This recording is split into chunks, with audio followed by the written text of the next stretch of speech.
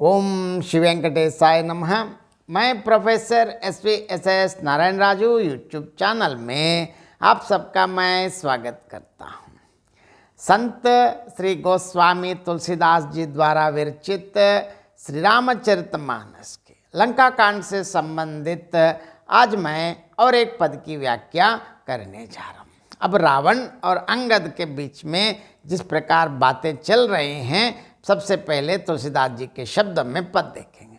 सुन सट सोई रावण बलशीला, हर गिर जान जास बुझ लीला, जान उमापति जास सुराई, पूजे जेहि सिर सुमन चढ़ाई, सिर सरोज निज करन्हि उतारी, पूजे वो अमित बार त्रिपुरारी, बुझ विक्रम जानहि दिगपाला, सट अजह जिन्ह के उर साला, जानहि दिग्गज उर कठिनाई, जब जब बिरव जाई बरि आई, जिन्ह के दसन कराल न फूटे, उर लागत मोलक इव टूटे, जासु चलत डोलत इमि धरनी, छड़त मत गज जिमि लगु तरनी, सोई रावण जग विदित प्रतापी,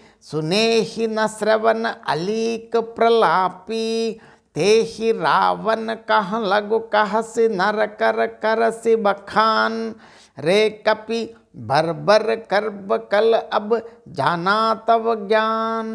देखिए, अब तक रावण के विभिन्न अलग अलग रावण के जो एक ही रावण है लेकिन उनकी अलग अलग घटनाएं सुनते ही अब रावण फिर अपने बारे में बता रहे हैं कि सुन सट सोई रावण बलशीला, हर गिर जान जास बुझ लीला, जान उमापति जास सुराई, पूजे जे ही सिर सुमन चढ़ाई। रावण ने कहा, रे मूर्ख, है बानर, सुन बंदर, मैं वही बलवान रावण हूँ जिसकी भुजाओं की लीला मतलब करामात कैलाश पर्वत जानता है, जिसकी शूरता उमापति महादेव जी ही जानते हैं, जिन्हें अपने सिर रूपी पुष्प चढ़ाकर मैंने पूजा था।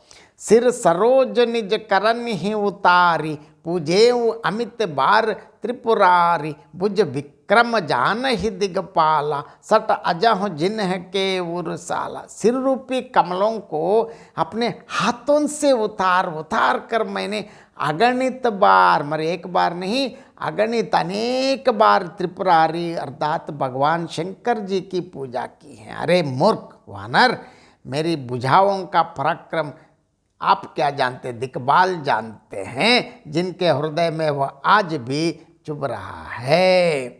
जानहि दिग्गज उर कठिनाई, जब जब बिरव जाई बरि आई, जिन्ह के दसन कराल न फूटे, उर लागत मोलक इव टूटे। दिग्गज मतलब दिशाओं के हाथी मेरी छाती की कठोरता को जानते हैं, जिनके भयानक दांत जब जब जाकर मैं उनसे जबरदस्ती भिड़ा मेरी छाती में कभी नहीं फूटे। क्यों? अपने चिन्ह तक नहीं बना सके, बल्कि मेरी छाती से लगते ही वे मूली की तरह टूट गए।